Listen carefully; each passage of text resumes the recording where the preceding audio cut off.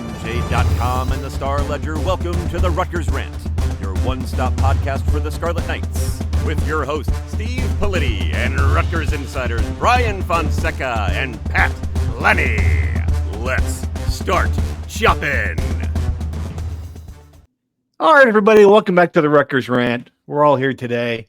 No Super Bowl hangover on this show. Right back to work on a Monday morning. You guys watch the big game? Absolutely. Yeah. Not much of a big game. Reminded me of games of my childhood, like Chargers, 49ers, some bad Super Bowls back in the day. Dating myself there a little bit, I guess.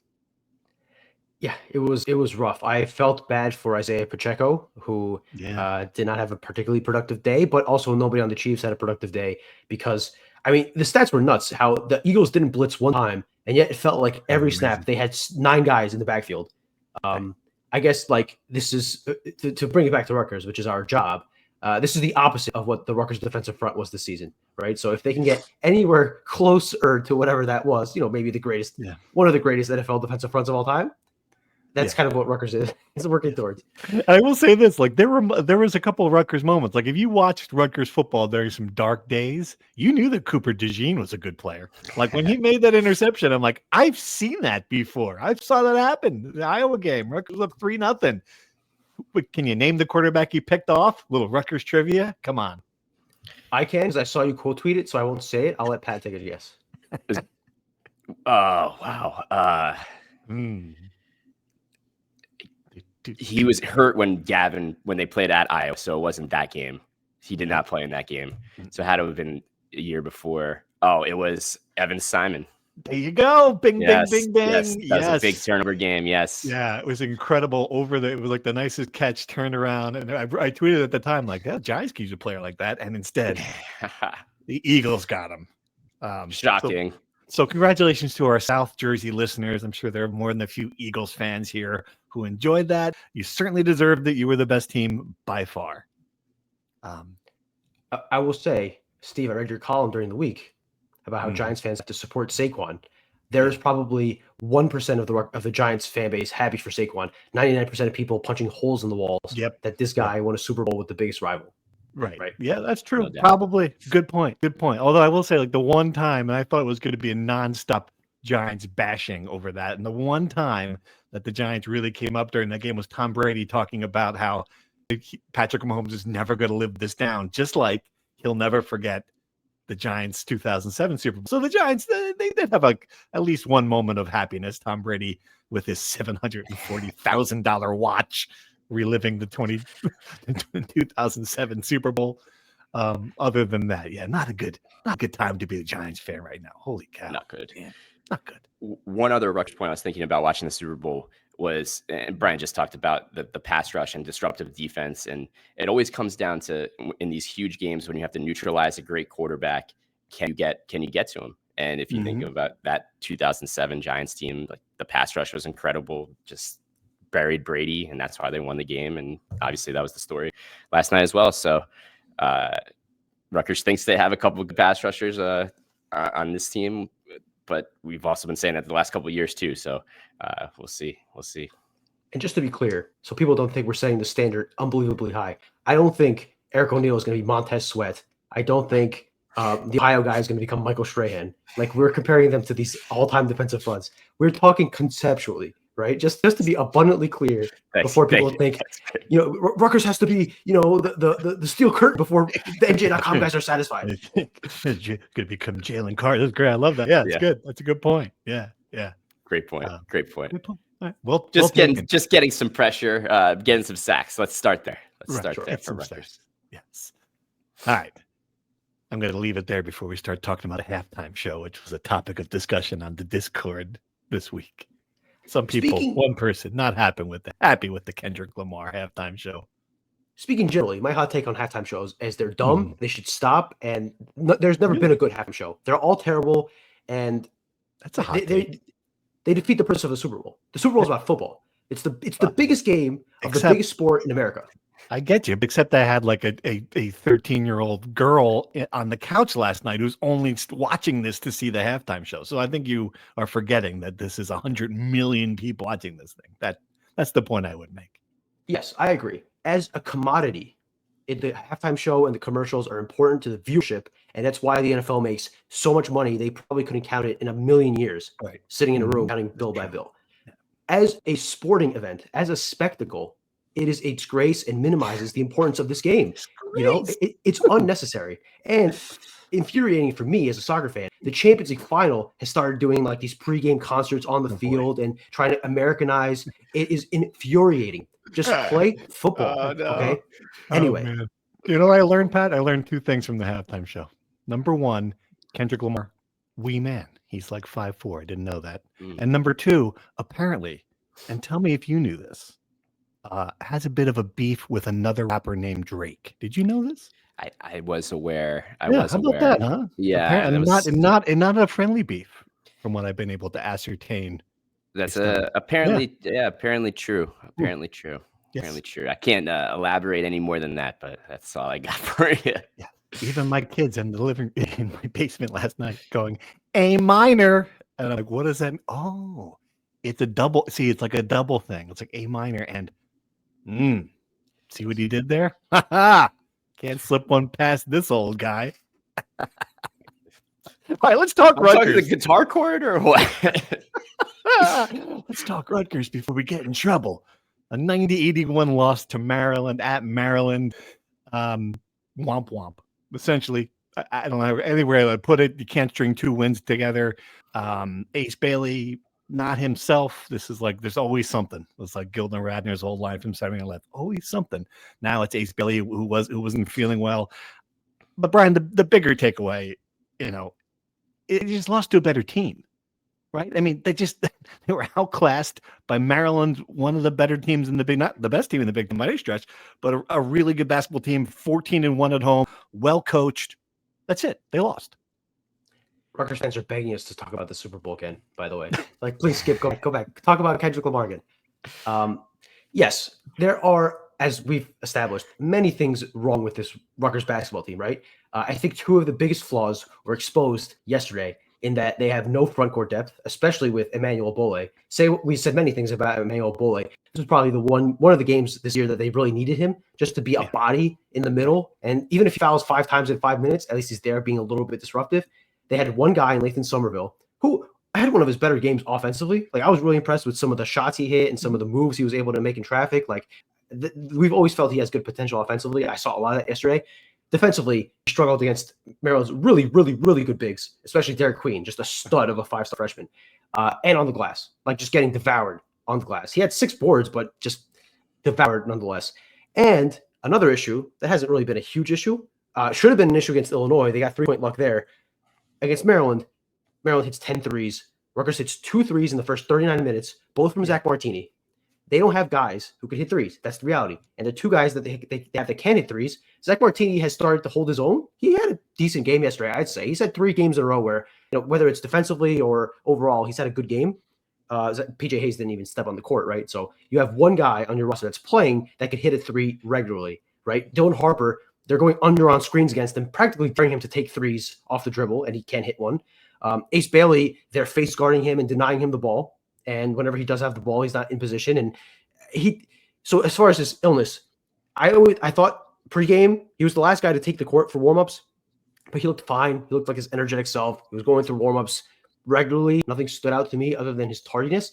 But in the first half, like, he wasn't getting his shots.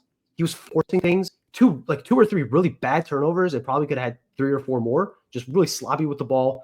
Not as sure of himself. So I don't know if that's illness. I don't know if that's the defensive game plan. I don't know if that's just how things broke out. But when you have one of your 2 freshmen not playing well and sick, when you can't hit a 3, you had 2 threes in the first 39 minutes, and when you can't box out and defend inside, I mean, you have little hope of winning these games. Right. Yeah.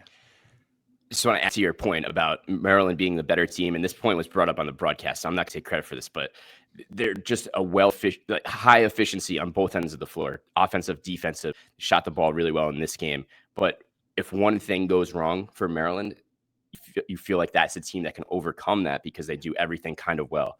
Rutgers is a team where it shoots as poorly as it did at Maryland, has huge mismatch on the interior. They're not going to overcome those things. With Maryland, you felt watching that game, right? If something goes wrong, they can throw it inside. If they're shooting the ball extremely well, like they were from three, they can do that. It's just like they had the well-roundedness that Rutgers has lacked all season. Yeah. That's why Maryland's the better team. Everything has to go right for Rutgers. You're absolutely right. And Maryland's not like that. It's a great observation. And it doesn't hurt that best freshman on the court was Derek Queen by far. 29 points, 15 rebounds. He had that moment early, Brian. He blocks Ace Bailey. I thought that the game was over then in a lot of ways. I get it was only 19-18 at that point, but it was just this moment of all right, they've got an answer for this talent on talent here. Our best against their best. I mean, I get it. Ace was sick. He didn't look like the same player after that. I don't know if you agree with that statement or not. I get it. He wasn't feeling well, but I'm sure that's what it was. But it was also not a good matchup for him. No, I don't know. It's always hard for Ace Bailey when he's getting just denied the ball. They don't let him get the ball essentially and force him to take tough twos. And he makes the tough twos, but if you're opposing coach, you take him taking tough twos over unguarded threes any day of the week. And they got what they wanted. He had 2 makes and 3 turnovers in 24 minutes. That's as good as you're going to get guarding Ace Bailey. It's impossible to do better. And again, I think part of it is the game plan. I think part of it is matchup, and I think part of it is the illness. I don't think saying he's sick is going to excuse the bad game because he's had bad games when he's been fully healthy, to my knowledge, right? The thing with Maryland on the roster, Steve Pikiell said he had Kevin Willard had a great roster. This is the third time, at least this season, that Steve has made some sort of comment like that, essentially saying they have enough money to get a good roster. Kevin Willard did a great job in this. Last year's team was not great. They defended well. They couldn't shoot anywhere. But they had a really good center in Julian Reese. They managed to keep their elite center, add a second elite center in a 5-star freshman to bolster their interior defense. And they fixed their shooting by adding 3 guards, at least. I have to look back at the roster to make sure it's not 4, but 3 guys who can create off the dribble, who can hit threes. Ronnie Rice was sniping yesterday. I mean, they could not stop. Selton Miguel was sniping. He was 4-7 in the first half on threes, right? They have multiple guys who can score, create for themselves, create for others. So he fixed his deficiencies in the portal, which, yes, you need the money to do that. But the scouting was also there, right? They found guys that fit exactly what they need. So Kevin Willard deserves a lot of credit for that, right? Like there's a lot of teams that just buy players and it doesn't work out, right? You can buy a bunch of talent. It doesn't work out. He bought really good players that fit exactly what he needed. I think that deserves a lot of praise from Kevin Willard, who, yes, you're not right. They're not going to win the Big Ten this year. They're going to have a chance of making a run in March Madness because they have a really well-constructed roster with veterans and a really talented freshman queen. Right. Yeah. And Pat, meanwhile, I don't understand. I'm at the point now where I'm not quite sure what's going on with Rutgers' personnel. Like I get it. There's no answer. Look at it in the bench. There's no really answer there. But he'll play 14 minutes.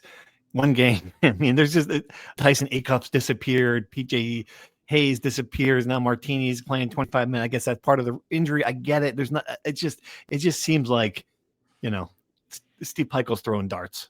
I remember early on in the that's exactly how the feeling is for me as well. Early on in the season, you asked Steve Pikiell one of the better questions that I can remember. Is it a luxury to have all these options?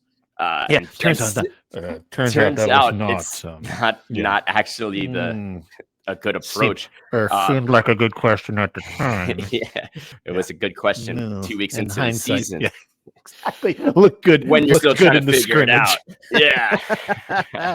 Whoops. So interesting. You and it's always felt this way all season long. Like Rutgers. Oh, okay, this is going to be the answer. And I think Steve Pikiell's found this too, right? Like, we finally found this. Dylan Grant, it's working really well. He plays a great game. Jordan Durkat goes for 26 against Michigan State. This is going to be Tyson Acuff has a 20. And one of these guys can consistently carry this over into the next game, but no, that has not happened. And I don't know if that's what the streakiness is, how it's all happened, for whatever the reason may be. It just has not come together at all. So that streakiness and that unevenness and unsteadiness has been just the only constant of the season. The only consistency is inconsistency. I don't know when Steve asked that question. It sounds like it was early in the season because this roster might have a lot of options against Northeast Conference opponents or MAC opponents, not against the Big Ten, right? Because it's one thing to have bodies. It's another thing to have options, guys who you can throw into a game and depend and know that they can give you consistent defense and can score and all these things. Rutgers doesn't have the third guy. The mythical third scorer is going to be one of the themes of this season that we're going to look back on 10 years. There's not a guy who you can depend on. Is having a bad night here. We're going to plug in this guy. I know he'll give me 15 points on, whatever. That guy just doesn't exist. Dylan Grant has been a revelation, right? Like he's had some really, really good games recently. Had his second best game of the year yesterday. I still think his game against Nebraska was better. But he's shooting 22% on threes, right? So he's not a solution from 3-point land as he looked like at some stretch in the season. And he's kind of face of this whole inconsistency thing, because as good as he's been the last 2 or 3 weeks, where the hell was he in November and December when he should have been playing to acclimate himself, against the Merrimacks and the St. Peters? Where was he then? Was he not ready? And then suddenly 2 months later, he's the third best player on this team. Again, I think he's kind of just the face of this grasping for straws, trying to find something solution. That worked with Dylan Grant. Like it worked. He legitimately going to be, him and Somerville are going to be the key, keeping them to having a competent team next year. But it didn't look like that at the end of November. Right. So the only two things that work out this year that we know for sure are proven products are Ace Bailey and Dylan Harper. And they're the two guys who just cannot seem to stay on the court for prolonged periods of time. Yeah. All right. So some big picture good news. Hey, believe it or not, good news. Moved up 3 spots in the net rankings to 69. Nice. The bad news, the season ends with the next loss, I think. Basically. I might get it. 6 or 7 over. Gets you there. The season's over, Steve. But it's over. It really actually does. It's like the Super Bowl. Like it wasn't over. It was over. But it will. If they lose to Iowa, we can stop talking about it, right? We can at least move on to the discussion. I think 1 loss, it's done. And I mean, look at the schedule again. Iowa, at Oregon, at Washington, USC, at Michigan, at Purdue. Then Minnesota, I don't know. I mean, if you can tell me they can win 6 of those 7 games, you have seen something that I haven't seen. That's the way I can put it. Yeah, absolutely. They're winnable games. There are huge underdog games in that stretch, and it's going to land somewhere in the middle. So, yeah. It's like 3 and 4 would be good. Like 4 and 3 would be very good, right? On that stretch. Yes.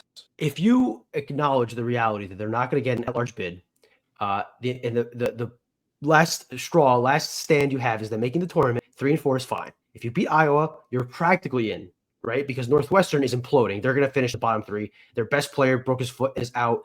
Their second best defender is out for the year with an ACL tear. They are done. Washington is a disaster. Barring Rutgers lose in Seattle and Washington going on a run, they're going to finish in the bottom 3.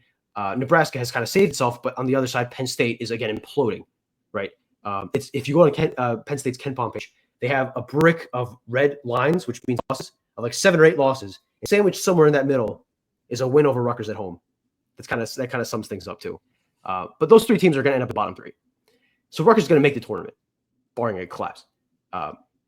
So that's what you got to look forward to, because the season is over. It's over. This team hasn't won 2 straight games in a month. They've won 2 straight games 3 different times season. That's it. 3 different times. And one of those was against 4 low major teams. This team cannot string together 2 wins, let alone 6 wins in a 7-game stretch. It's over, right? But we're gonna play the string out. Just really quickly. The one game they could lose is one of the road games to Michigan and Purdue. They got to sweep everything else. That's it. Is that possible? What do you guys give that? A 2% chance? 1% chance? Yeah, I mean, pretty much. Yeah, I'll give it 2 just to be nice.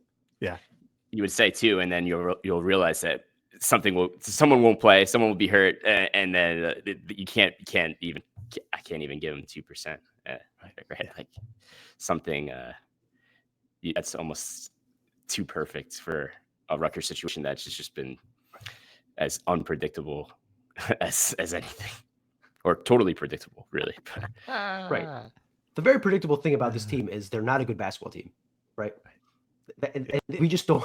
We and the Rutgers families don't want to acknowledge it, because we still have this hope from September that this team really is good. It's just a matter of figuring things out. They're just not good. So it shouldn't be a surprise they lose at Maryland, is my point. That's kind of the expected result. Right. Yeah. Well said. Okay. Good point. All right. Some questions from the Discord. My favorite place on earth. I'm about done with the Discord, guys. Got to be honest with you. But last chance trying to save this thing. Got some questions. I opened up a new channel. I was told to open up a new channel only for questions and not for discussions about the downfall of society because of hip hop music. We have now just a channel for podcast questions. So I'm going to go in there now, see what we got. And this is my favorite one. This is good. I like this. Brian, you should answer this one. I find Brian's insights to be quite fair and accurate on the football team, but he seems to have a grudge against the basketball team. Is there some childhood trauma involved? That's trauma involved in everything. First of all, we need to have a podcast separate to just learn about your exploits on Discord. Like I want to have a camera in the room when you're figuring out how to own a channel. This goddamn button doesn't work.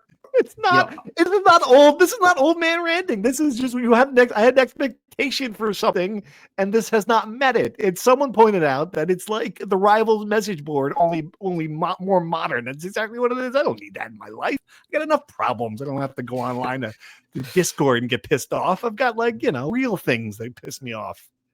Pat, am I wrong here? You don't even go on. Listen. I came to that realization maybe 2 days in. You figured this out right away that this was a mistake. 2 days and you're just too nice to say something. That's what it is. You're just too nice of a person to come out and say, what are you thinking, Politi? That's what it is. That's it. It's your fault, Fonseca. You're the young one. You should have told us this. The next step on this evolution is that you're just going to give out a personal cell phone number, and people are going to text you their thoughts and ask for your opinion. Just my address. Come ring the doorbell. We'll sit on the front porch. Give me a question. You can drive off. It'd be great. That's the way we did it.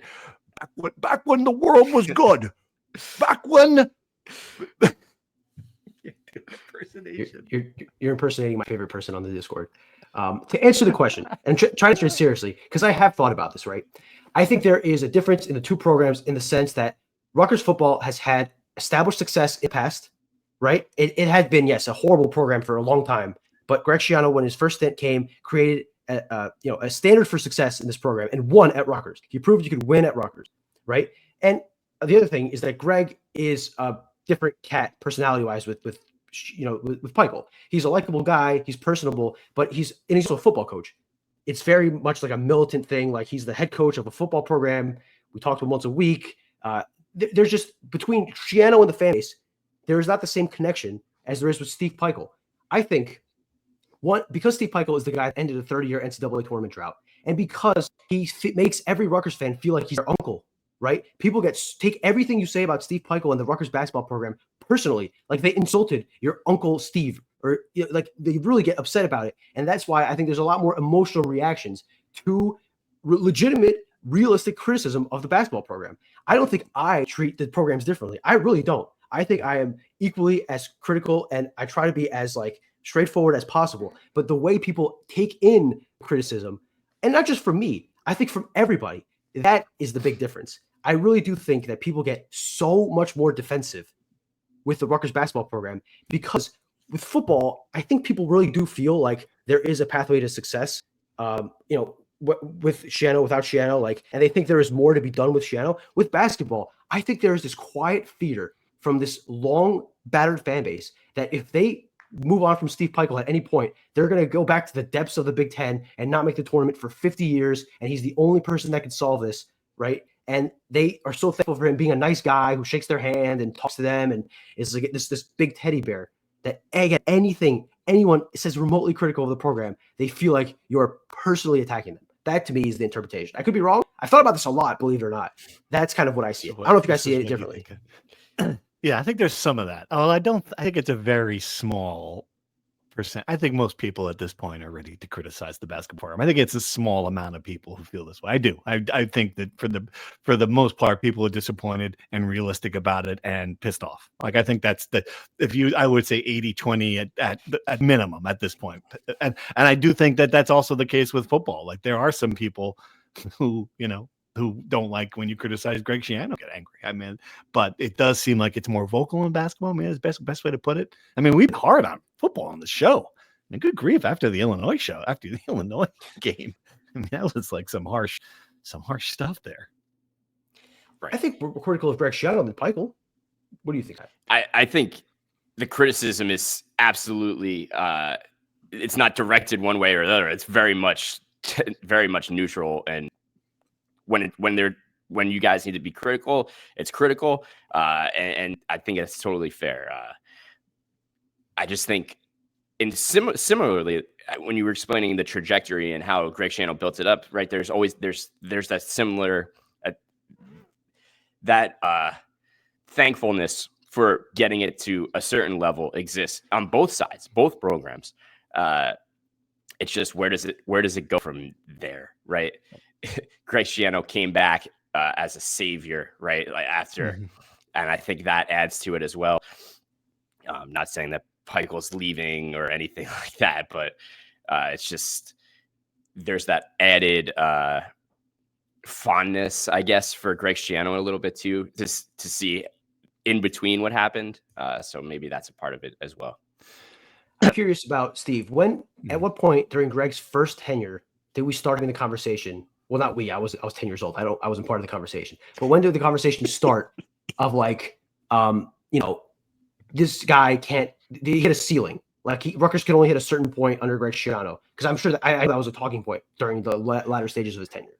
Right. It's funny because I think in his tenure early on, it was like, is this the guy? There was a lot of that early on. Like the first 4 years were just like, I mean, we're going to give this guy another year. Like, is this the guy? Does he know what he's doing? Not just because they were losing, but they lost some. Some of the results were just like, does he know what the hell? Can he coach at all? I mean, that was really the early narrative. Had the 2 good years. Then it became, he's great. He's going to get it there. Didn't get it to the next step. I think it went pretty quickly to, is this the ceiling?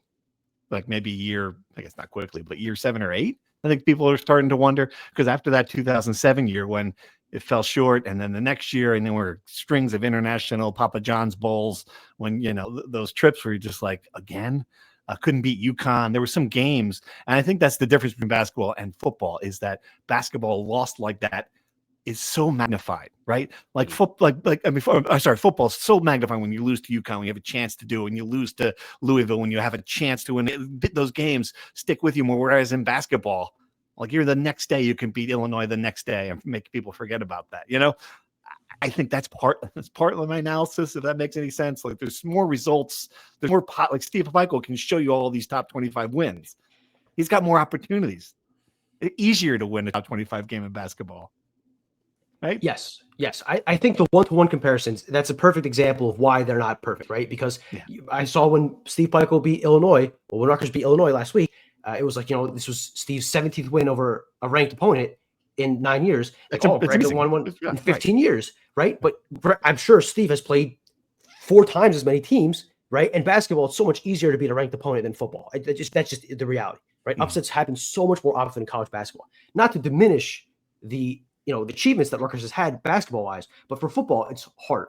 And I had to go down and sit down how many of those top 25 losses football has had over the years have been to top 10 teams, right? Anyway, that's why I don't think the one-to-one comparisons are fair. But I asked that question because to acknowledge the different criticism we've had, right? Greg Schiano had the greatest season in Rutgers football history outside of the 1869 national championship in 2006. And 3 years later, people were already saying, well, is this guy ever going to take us to the next level? Steve Peichel made 2 NCAA tournaments, has regressed every year since, is about to miss the NCAA tournament with 2 5-star players. And just now the conversation is becoming, is this guy, like, what's the ceiling for this guy playing on the bubble and sneaking into the tournament, right? That conversation probably should have started a year or 2 ago. And it's just now going to start for most people. And I say that to show the more leeway he has gotten. It is fascinating. Yeah, and he's got more leeway with stuff like the built-in. It's funny because it's not like Greg Schiano. He's had a tough schedule. He's facing programs that have paid their players forever before NIL. It's not like there's some surprise. It is interesting to me that people have been eased. Like a lot of people have been more willing to say, but look what he's got. Look at the NIL situation for basketball. Whereas in football, it's like, why can't you beat Illinois? Well, what have you told you? Illinois is spending twice as much as Rutgers. Like that's entirely possible. It is sort of fascinating, right? That is a good point. That a lot of people aren't willing to give Greg Schiano the same rope that they've been willing to give Steve Peichel. Interesting. And the injuries as well. Like even this season, again, not one for one. It's not a one-to-one comparison, but just, Rutgers defense struggled a lot because of a lot of injuries, right? That definitely played a factor. By far had a worse injury situation than basketball. By far. Agreed. But my point is just like that was clearly a factor that we have to discuss how much it weighs, how much of a factor it played. Whereas this season with basketball, we're going to have that conversation eventually, like how much of the season was derailed to injuries to their best players. It's not one-to-one. I cannot emphasize that enough. But I do think how we discuss those two things is another example of the dichotomy between these two programs, where people get so up in arms when we criticize basketball. To end this point, I think we've been lenient to basketball compared to football. I think that's true. Yeah, it's going to be interesting. So I think people there's going to be a portion of this fan base who's going to shrug the season off and say, "Well, Dylan was hurt," and that's why they're not in the NCAA tournament. When that is not true. And that's very interesting to me because I think football has a bigger argument to make about where it finished because of injuries than basketball does. And I have dismissed the football thing myself on this podcast. So, yeah. It's worth it. It's worth noting. All right. Ready to move on? Okay. Old Mark had a question about the flu shots, which I love that. This is where this season is gone. Your season in the shitter when you're talking about flu shots at the press conference. But Steve Peichel was asked about flu shots. Did he volunteer this information? Old Mark wants to know. And his point is he's a pharmacist. How is it possible these guys have gotten sick while having flu shots? I don't know. Horrible times this will happen. So what did Steve Peichel say about it? I'm not a doctor. Now, Steve was asked, is there anything he can do to prevent the illness? Right? That was the question. And his response was, we all got the flu shot, but it's a bad strand. I think he means strain. Again, I'm not a doctor. And I think my couple of theories here.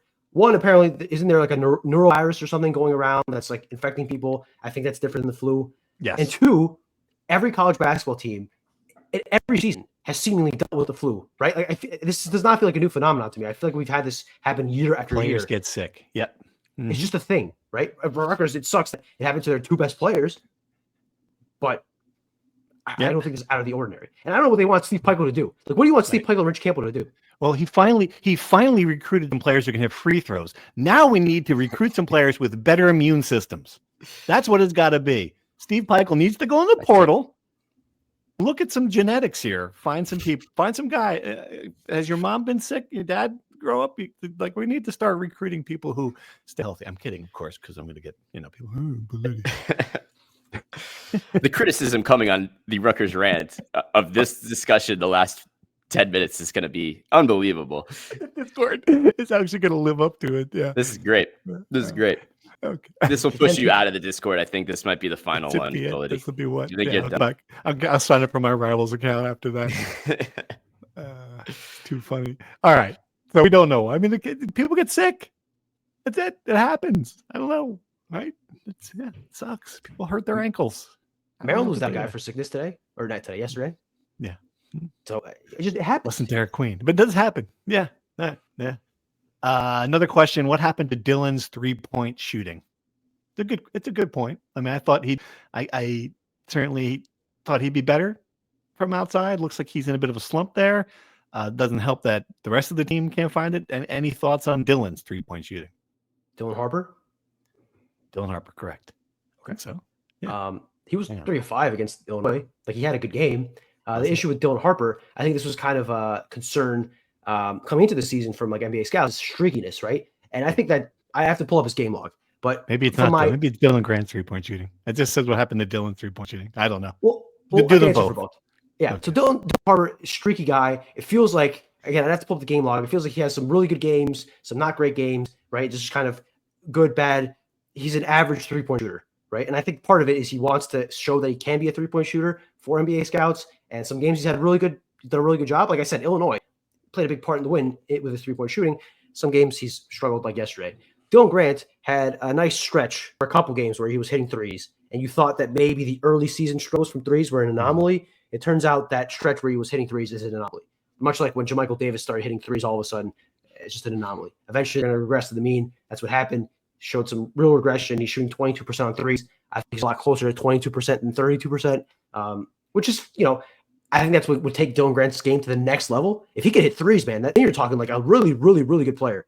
But he's still pretty good on the glass, finishing around the rim, long arms, long limbs, high motor. Like, you have a lot of good things in Dylan Grant. Being a 3-point shooter, at least for now, is just not one of them. I remember Dylan Harper's scouting report coming out of high school talked a lot about, of course, everything kind of you're seeing was pretty accurate. I got to give the guys credit that, like, scouts, people from recruiting rankings, things like that, like, pretty accurately described his game to a T. I remember writing the blurbs and all those things about what he does really well, and is exactly getting to the rim, getting downhill, distributing. He could be a streaky shooter was always the line in every single recap, blurb, assessment. And I think you're just kind of seeing that a little bit play out. I think that's kind of how it's been. And when you're dominating high school games and you're so much better than everyone else, little things like that get swept under the carpet. When you're a 500 team and everyone's looking for something to nitpick, that's what's gonna be. So I think this has always been out there for sure. Yeah. I do think Maryland was another example of like him taking his ability to get downhill in high school and doing it against grown men in college. Like, he was going coast to coast, dribbling between his legs, behind his back, through 3 defenders, and finishing at the rim. Like, he is really, really good at getting downhill, finishing at the rim. I think that is a transferable skill. And distributing. I mean, he had 4 assists. He probably should have had 8 or 9. The passes he was making there was one play where he dribbles into the paint, spin moves, knows the double team is coming, has Dylan Grant wide open, passes the ball between 2 defenders for a Dylan Grant dunk. High level, 2 steps ahead of the defense, knowing where things are coming, passing accuracy. Just like, these are the plays that would drive me nuts if I was a Rutgers fan, because you have this guy who does stuff like that. Who has ever done stuff like that in a Rutgers uniform? It's unbelievable, the highlights these guys do. But anyway, not to make people more depressed, but I just did want to make a point that, like, he is finishing at a really high level, and the distributing, the assist numbers aren't as, they're gaudy, but if you watch the games, watch him pass the ball around, it's something to behold. Right. Totally.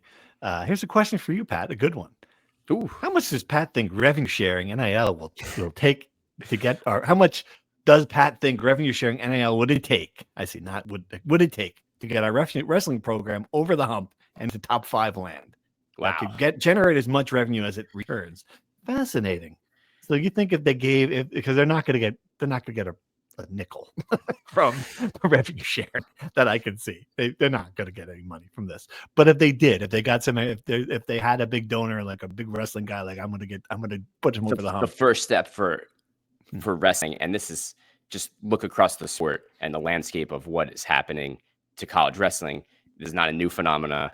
This is the thing that people have feared for since the NCAA /50 programs, 60 programs, right? It's always been about, how do we grow the sport holistically? How do we build audience? How do we get this into the mainstream conversation? So Rutgers is in a unique place where it's basically revenue sufficient. So I think that's the first step, is like, does Rutgers, can athletic departments in the Big Ten sustain this level of Olympic sport caliber programs that can support themselves? Rutgers is in a really good place with that in itself, right? The attendance is good. They do a great job. They bring in revenue.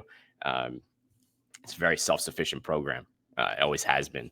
It's a very popular sport in New Jersey. So what would it take to get Rutgers over the top? Wow. Really hard to say, but we talked about Bill Bassett here last week, and he went to Iowa. That's a program that has been one of the most popular sports in the entire university, right?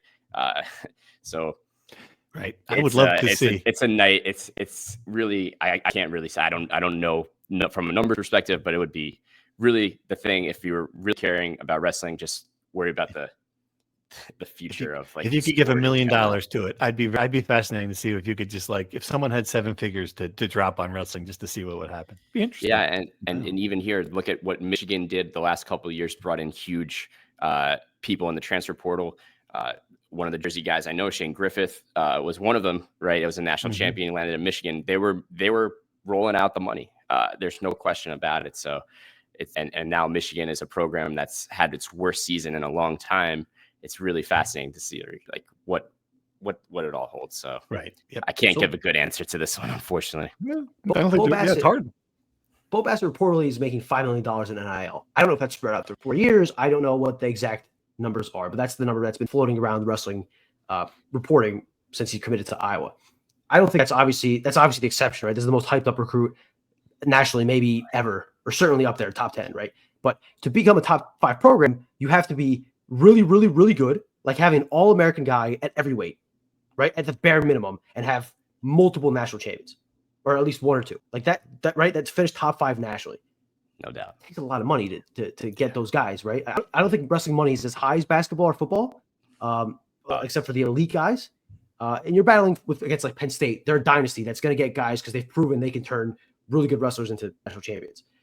I guess to answer the question, Steve, if you give them $3 million, I think that gives you a legitimate chance of Yeah.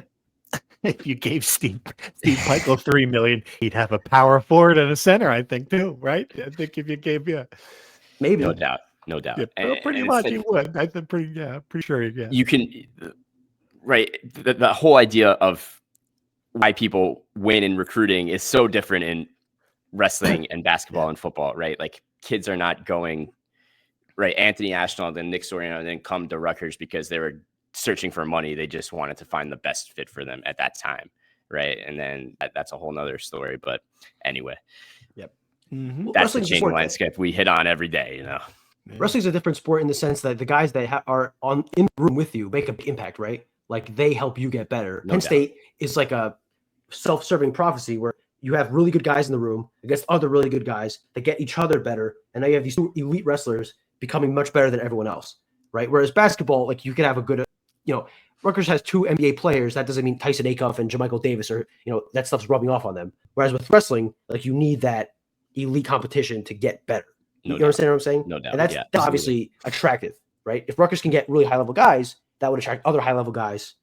And there's obviously, like we've mentioned before, the Scarlet Knights Wrestling Club, which is a whole, that part of the college wrestling scene. That's a whole different thing as well. So I agree with that. It's more complex. But I think money does help solve a lot of the problems if you get it. Yes, indeed. Believe me. Solve some problems around my house so I can get it. All right, a couple more questions. If you made a movie about this year's basketball team, what would the title be? I'm going with One Flew Over the Cuckoo's Nest. Only the flu is spelled F-L-U. You see what he did there? Huh?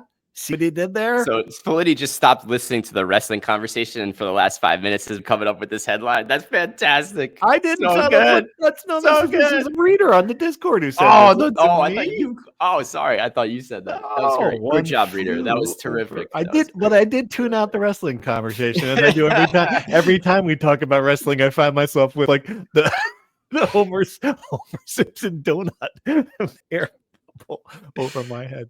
But what would we call this? What would the movie title be for this season? That's a good question. Really? Who's got one? Scary movie? Scary, yes, right. It's both scary and funny. Groundhog Day. We've done that one already. I don't know. Gonna have to come up with one. I don't have a good one on the top of my head. Oh, I like one. Forrest Gump. Forrest Gump. Are there movies about natural disasters? Yes, Twisters. Yeah, what are they? Yeah. Day After Tomorrow. Day After Tomorrow. Final Destination. The Missed Opportunity. How about just workshop this? What? Let's workshop this and let the Discord fans. We're gonna go back. Good. Okay, good idea. All right, and finally, will people actually show up to the rack Wednesday night with the snow? I don't know what the conditions are going to be. I don't. I mean, that's good. I hope so. I mean, you got 3 chances left, folks. This is it. You're not gonna.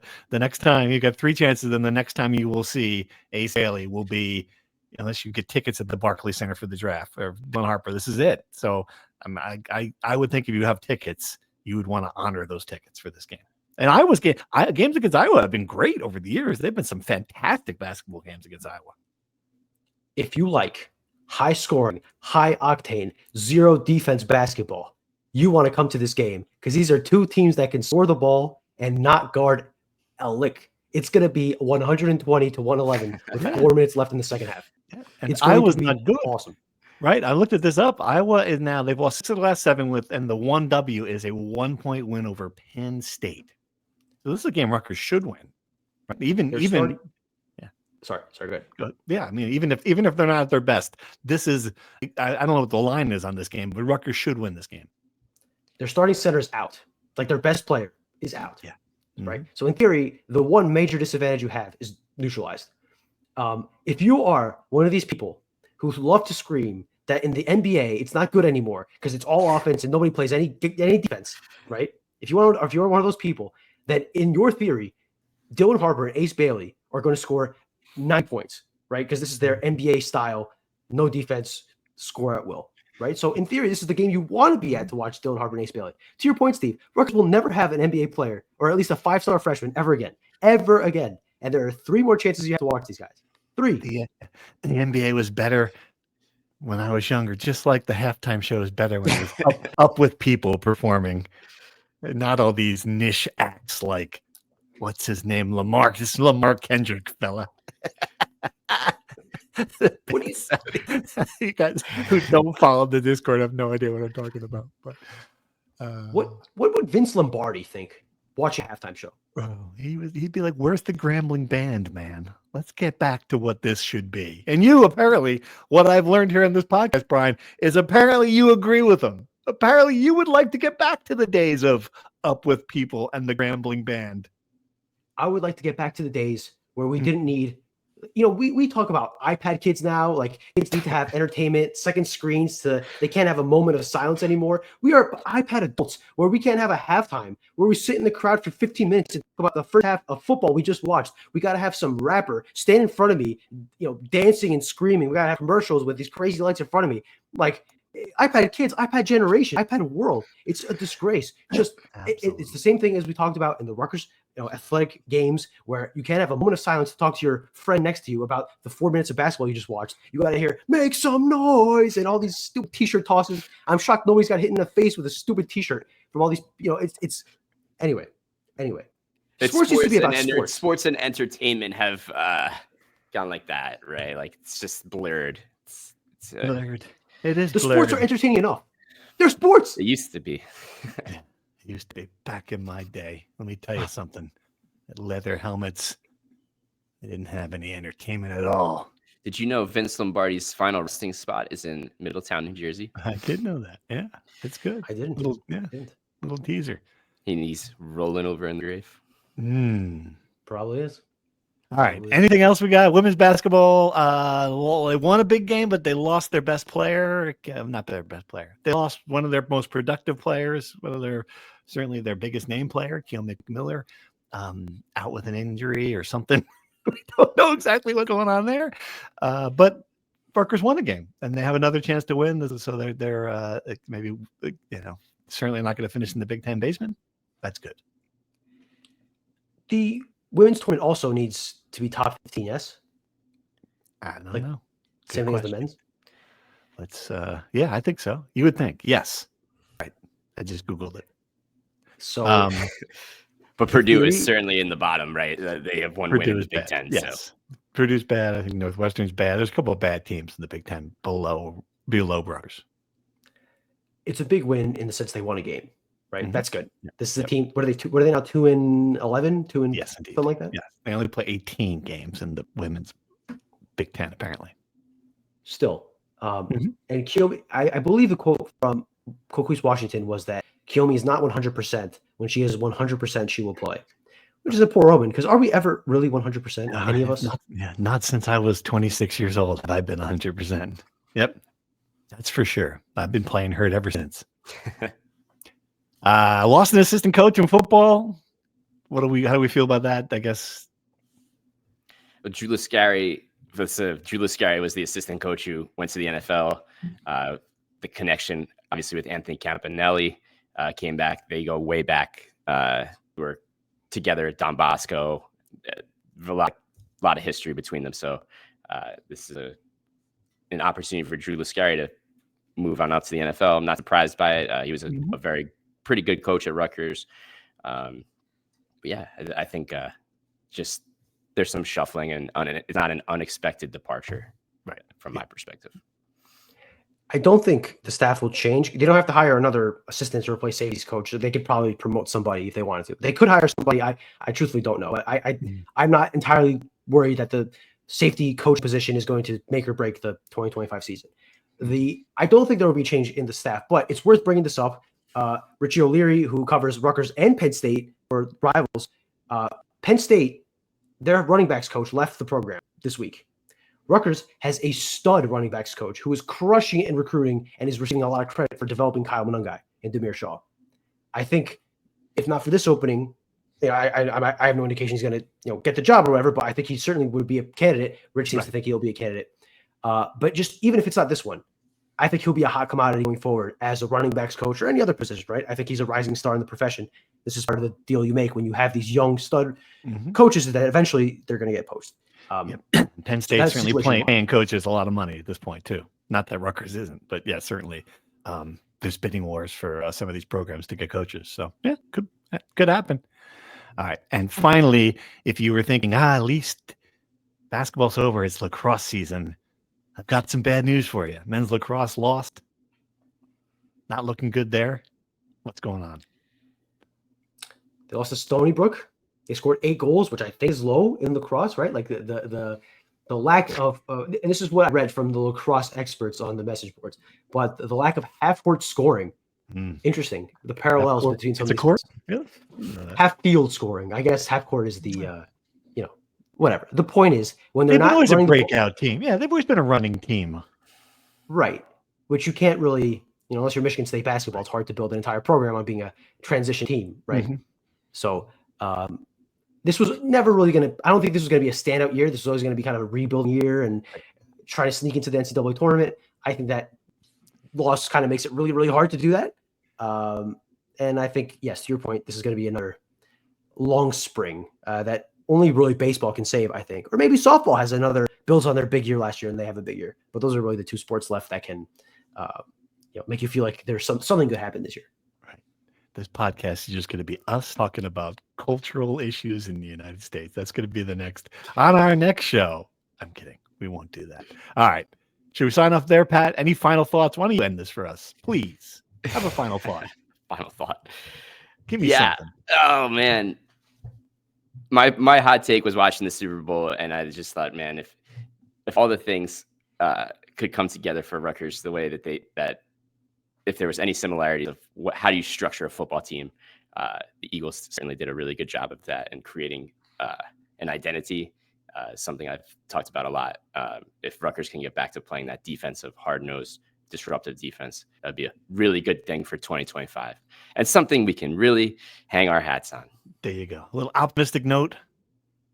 Good job. All right. We'll be back. I don't know when, sometime after the Iowa game. Until then, thanks for listening.